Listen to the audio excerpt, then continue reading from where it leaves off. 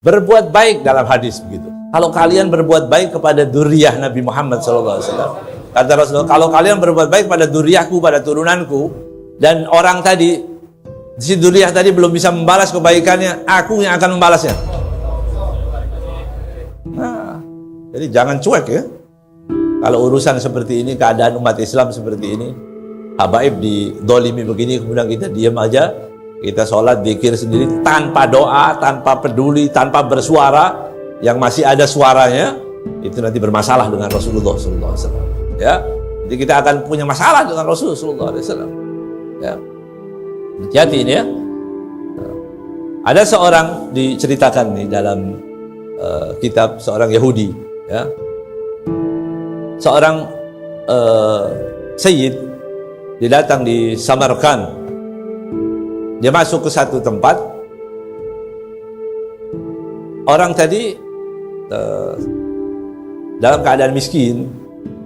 Dia datang ke satu orang, kemudian mengatakan, saya ini Syarifah, memerlukan bantuan. Kata orang tadi yang dimintai bantuan, seorang syekh, orang guru yang terkenal di masanya, kemudian mengatakan, mana buku nasabnya? Benar nggak nasabnya? Mana bayinahnya? Mana buktinya kalau kamu ini adalah Syarifah, sehingga aku bisa membantumu? Ya, orang tadi pergi, nggak bisa mau bilang apa? Bagaimana membuktikan kalau dia benar-benar orang mempunyai nasab kepada Nabi Muhammad SAW? Nggak setiap saat dia dibawa, belum tentu juga nanti kalau diberikan dia percaya. Alhasil dia pergi. Sampai di perjalanan dia melihat orang Majusi, ya, Majusi, penyembah api itu ya. Dia datang, saya ini punya anak 5, sekarang ada di masjid, ada perempuan, ada apa. Saya takut kalau saya bawa di jalan nanti mereka nggak aman. Ya. Kemudian dia bilang, bisa bantu aku, bantu. Aku minta bantuan. Si Majusi tadi bilang, sini panggil. Ya, dipanggil. Pembantunya ajak ini orang, rombongan ini tadi ke rumahnya. Dibawa orang-orang tadi ke rumah. Sampai di rumah, dihormati, dikasihkan baju. Ya, waktu itu musim dingin, disebutkan dalam musim dingin yang luar biasa diberikan semua. Setelah dia masuk ke dalam rumahnya, malam itu si syekh yang menolak untuk memberikan bantuan karena dia tidak yakin bahwa itu apa benar itu adalah dzurriyyah Nabi Muhammad SAW.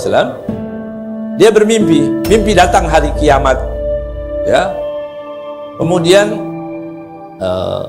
disediakan bagi orang-orang yang selamat tempat yang luar biasa, ya, istana yang luar biasa indahnya. Begitu. Kemudian Rasulullah SAW ditanya oleh syekh tadi, ditanya, ini untuk siapa?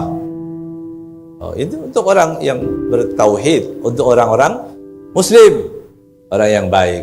Ya Rasulullah, ana minhum, aku juga orang Islam, layak menerima itu. Kata Rasulullah, mana buktinya? Nah, sama dia minta bukti. Mana buktinya? Ya, bingung, ya, buktinya. Akhirnya bangun dari mimpinya. Oh, kata Rasulullah SAW, tadi ada cucu datang kepadamu, minta bantuan, kamu minta buktinya. Ya, orang dalam keadaan kesulitan masih ditanya lagi bukti dan sebagainya. Bantu seada-adanya yang ikhlas. Maka dia bangun, cari di kota itu, dipanggil semua. Ya, cari di mana tadi ada tamu, ya, yang datang dari Samarkand itu tadi. Coba cari, dicari. Orang bilang sudah tadi di masjid dan diambil oleh orang Majusi, ya, oleh orang Majusi. Dia datang ke situ, ketuk pintunya. Kalau rumah si Majusi itu di tengah malam, sudah menjelang subuh, diketuk pintunya. Bawa sini, mana tamu-tamu tadi, Syarifah tadi, rombongan tadi, bawa sini. Aku mau bayar 1000 dinar. Katanya, jangankan 1000 dinar, 100.000 pun nggak aku beri, kata si Majusi tadi. Ya, 100.000 pun tidak akan aku beri. Begitu. Dan kamu sebenarnya datang bukan untuk menolong, ya. Kamu mau istana itu kan? Dia tahu aja.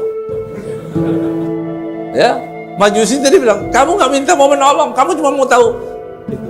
Dan ketahuilah, kita ini semua malam ini sudah masuk Islam semua. Ya, di tangan itu dengan tadi mimpi. Dia mimpi yang sama dengan mimpi yang sama. Ya, dengan cerita yang berbeda. Kalau ini tadi dikatakan ini semestinya untuk Syekh, tapi karena kamu menolong, kamu akan mendapatkan. Kalau kamu masuk Islam, aku masuk Islam semuanya. Begitu.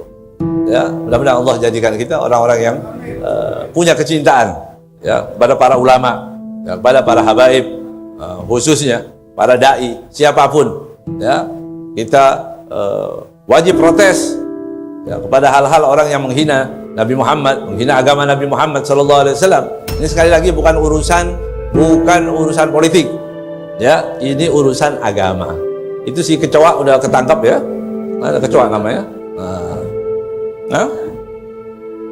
ada kecoa namanya, menghina Rasul terang-terangan begitu, ya, susah, dilaporin dulu baru mau.